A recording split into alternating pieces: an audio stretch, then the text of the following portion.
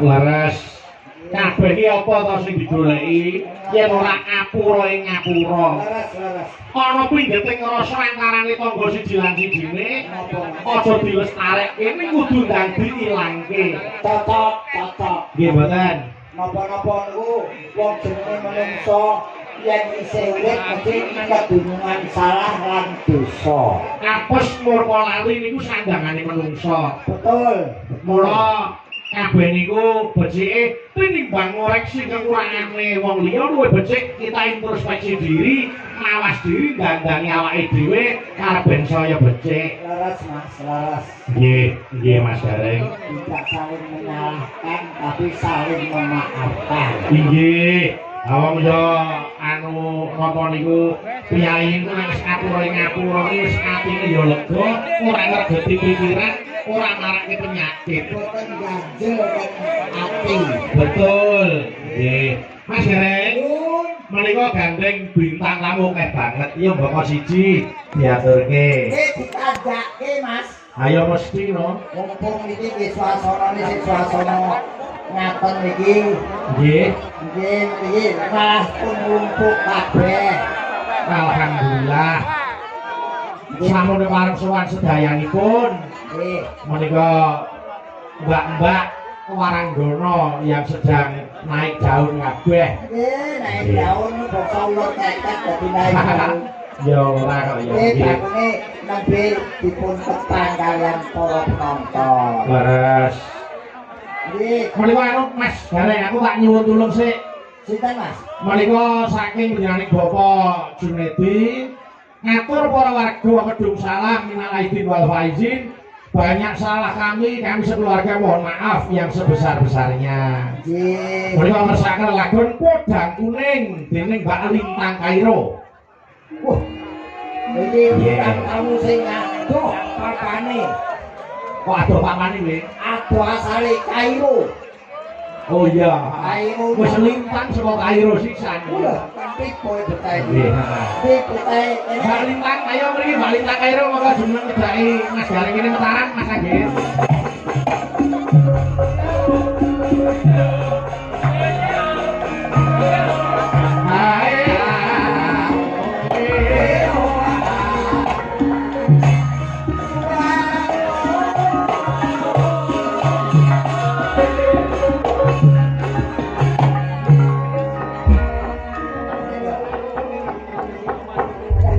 Ora ngira. Bocah kaya pring kok Sik kodane Pripun to? ngarane kaya pring maksud piye? Lah iki bocah cilik diri Lah kok emang pawakane nggih ngene iki lho Pak De. pawak. Pawaan. Pawaan iki ora iso ninggal sekolah iki.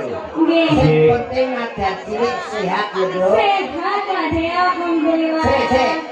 Dimana ditepung piye kene jenengmu komplit sapa, Dok?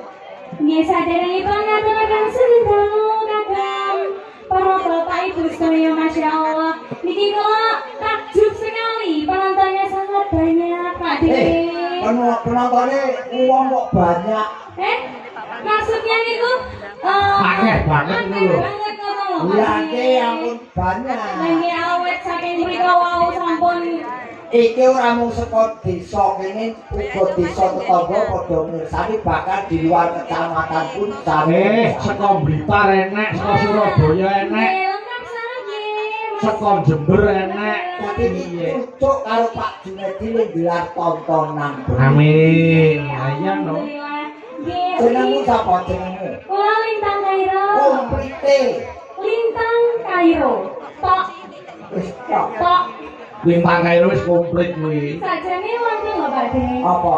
Dulu niku namanya Ubay Lintang Fatmarwari Ngalah Khairun. Panjang kok Pak De? Wis kuwi wae Lintang Kairo wae. Lintang Kairo ta? Sing diwongno angel ora tuwa. Lintang Kairo lintang ki lincah bocahe tanggapane rame. Nah, masa lho Pak De? Lho kok iki kaya amin.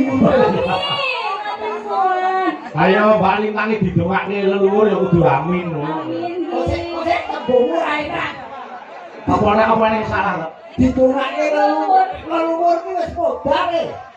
Lah niku lak pikiran sampeyan sing kok arep kuwi piyai sepuh sing luhur bebudene ngoten lho. Ngoten lho Pak. Sepuh kok luwur. Nggih. Ora ya padha to Pak De. Ya ora beda. Anu Rita isih sekolah, Duk, sayang. Kasih kelas tunggal SMA Samudra. SMA pundi, Mbak Lintang? SMA 1 Puncul Mas Dalang. SMA 1 Puncu. Nanti kalau dibersani Bapak Ibu gurune ben bangga, SMA ini ya ben bangga duwe murid yang berprestasi kaya Mbak Lintang kae lho. Tibake aku ya wis tuwa. Jebul biyen iki sing mentik-mentik saiki SMA ya wis ora apa-apa, sing penting sekolah ditutupi, karir tetap berjalan tapi sekolah tetap ditempuh dengan baik dan benar. Iki ana pundutan lagu Nggih, Mbak Lintang. saka Bapak Junedi. Nggih, saking Pak Jun ngersakaken podang kuning. Ya dibawani sik kaya apa suarane. Bapak Jun kita sik enggak? Ayo jelas ngaten. Ingkang pundi? Ah. Bapak Jun. Alhamdulillah panjenengan kita sik pinara enggak? Ayo Pak Jun niku nek ngersani ringgit iki mesti tutup lho. Untuk nadyan mau esuk tanine yo didadak. Mergo ketahuan iki jura-jura. Lah gitu. Saiki sih Tanggung jawabnya itu sangat besar sekali loh. betul. Pak De. Iki ape dibawane kok. Podang kuning. Nggih, dibawani ya gawane no, podang kuning. Monggo, iya Pak Lintang. Monggo.